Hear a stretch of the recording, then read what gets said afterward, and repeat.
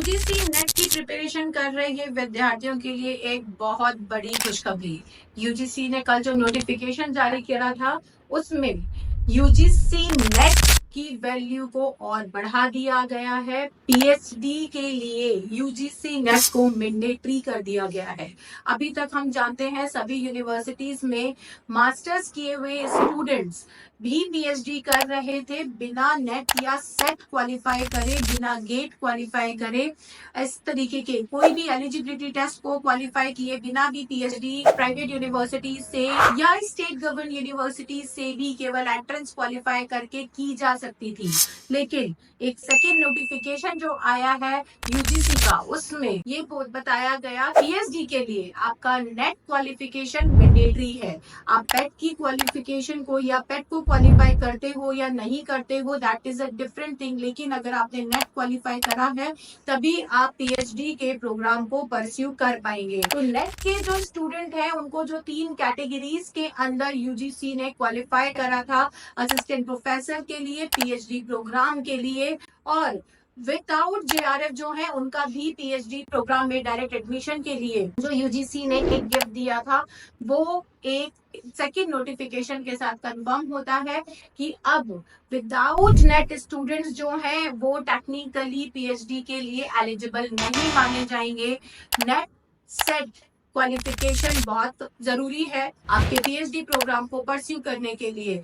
Otherwise जो third category आती है वो आती है गेट, जो केवल आईआईटीज ओपन करते हैं। आईआईटी ऑफ इंडिया की डिफरेंट ब्रांचेस के अंदर उनकी अवेलेबल स्ट्रीम्स के अंदर, सब्जेक्ट्स के अंदर पीएचडी करने के लिए आप जानते हैं कि हर साल कभी आईआईटी मुंबई, कभी दिल्ली, खड़गपुर इस तरीके के एग्जाम्स करवाता है गेट के और वैकेंसीज जारी करता है। अगर आप वो एग्जाम भी क्वालिफाई करते हैं then also you are eligible for the PhD program in the particular IIT. But without taking these examination, without qualifying these eligibility criteria, now the students are not eligible for the PhD program further in this country.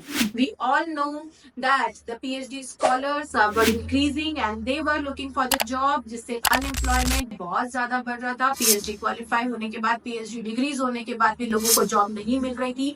Even they were all applying in the central universities, in the state universities for the post of assistant professor.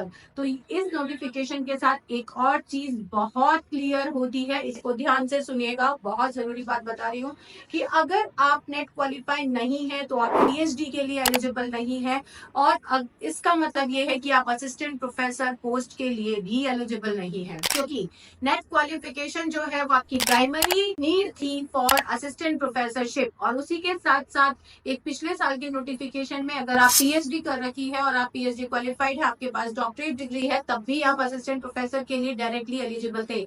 But अब क्योंकि 24 से अगर आप net qualify नहीं है तो आप PhD में एंट्रेंस नहीं ले सकते। दैट मीन्स की the basic criteria for the assistant professor grade is UGC net.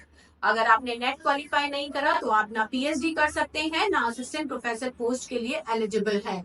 It is without JRF और with JRF, but NET become the primary criteria for your higher education like researches, doctorate और your post of assistant professorship. आपके higher education system में enter करने के लिए, चाहे वो researches हो, चाहे असिस्टेंट प्रोफेसर ग्रेड के आपके टीचिंग प्रोफेशन को आपको चूज करना हो, दोनों के लिए ही NET become compulsory. So the students buck up your belts and start preparing for the UGC NET examination.